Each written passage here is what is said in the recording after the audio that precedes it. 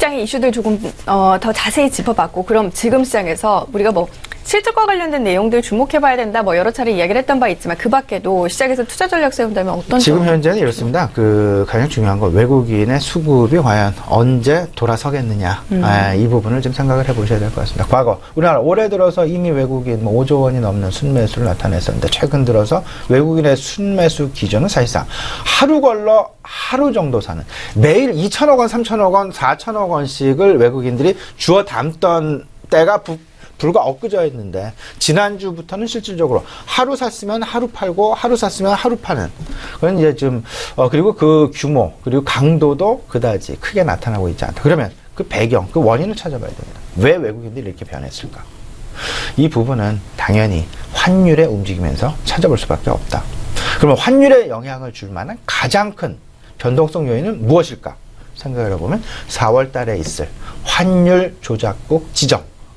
절대, 물론 이제 아직 결론이 난 건 아닙니다. 하지만 외국인들조차 이 부분과 관련, 오히려 지난 3월 15일 미국에서 금리 인상을 할 당시보다 조금 더 움직임이 둔화되고 있다라는 부분, 이 부분은 그만큼 환율 조작국 지정과 관련된 영향, 파급, 수출을 중심적으로 만들어내고 있는 우리나라 기업들의 입장에서 상당히 부정적인 영향을 미칠 수밖에 없다라는 쪽으로 이미 결론을 내렸다라고 보셔야 될 것 같고, 이렇기 때문에 외국인들의 수급 상황이 최근 들어서 4월 달로 넘어갈수록, 그리고 4월 중순으로 갈수록 점차 둔화될 가능성이 높지 않겠느냐라는 부분 꼭 좀 생각을 해 보셔야 될 것 같고요. 여기에 호재는 분명히 있습니다. 호재는 두 가지를 생각을 해보시면 될 것 같아요. 크게 1분기 기업 실적이라는 건 한 가지, 두 번째 대통령 선거 부분이 되겠습니다. 대통령 선거는 대통령 선거로 인식을 하지 마시고요, 오히려 신정부에 대한 기대감, 신정부가 출범을 하게 되면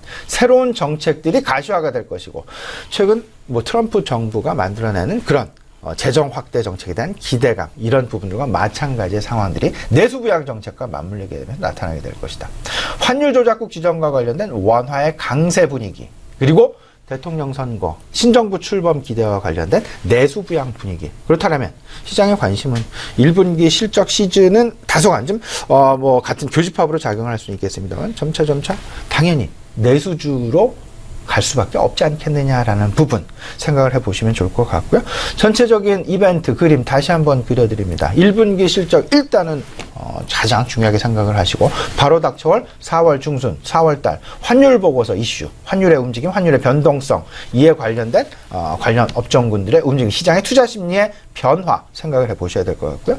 5월 달 대선 전국, 신정부 출범에 대한 내수부양 정책 기대감, 6월달 분명히 다시금 FOMC 금리 인상 이슈가 재부각될 것이다 라는 부분, 이 그림을 가지고 이에 맞춘 튜닝 전략 갖고 가시면 좋은 결과 만들어내실 수 있지 않을까 생각이 됩니다.